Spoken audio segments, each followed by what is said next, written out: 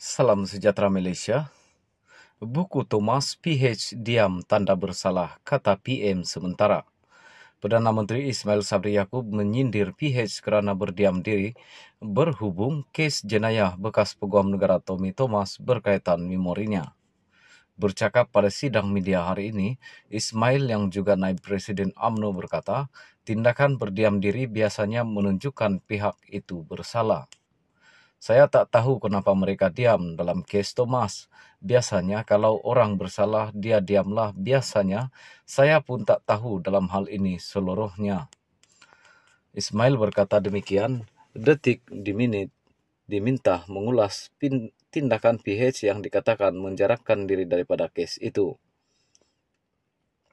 Pada tahun lalu, kerajaan menubuhkan pasukan petugas khas untuk menyiasat memorinya yang bertajuk My Story, yang merakamkan pengalamannya ketika memegang jawatan itu. Pasukan petugas kemudian mengesyorkan Thomas disiasat atas kesalahan hasutan dan melanggar undang-undang kerahasiaan kerajaan. Pasukan itu juga menyatakan Thomas masuk campur dalam pelantikan hakim. Susulan itu, Ismail Sabri pada 30 September mengarahkan agensi penguat kuasa menyiasat dengan lebih lanjut dakwaan yang dibuat dalam memori Thomas.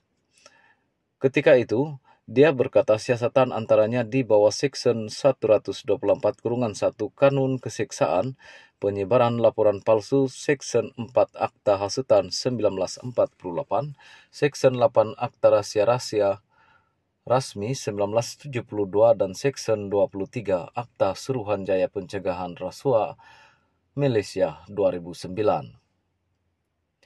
Sementara itu, berkenaan PRU 15, Ismail Sabri berkata UMNO akan melaksanakan pemeriksaan latar belakang lebih ketat terhadap semua calon parti itu.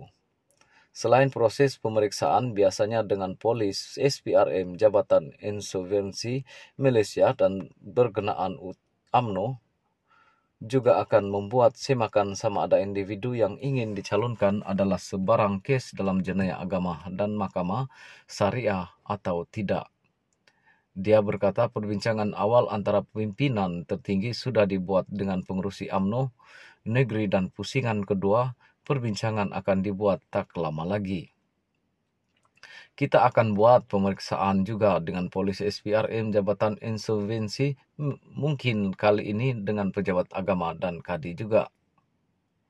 Sebab ada yang berkahwin di Siam ke timbul isu pula nanti, atau ada isu tak bayar nafkah anak penghakiman kes di Mahkamah Syariah, katanya.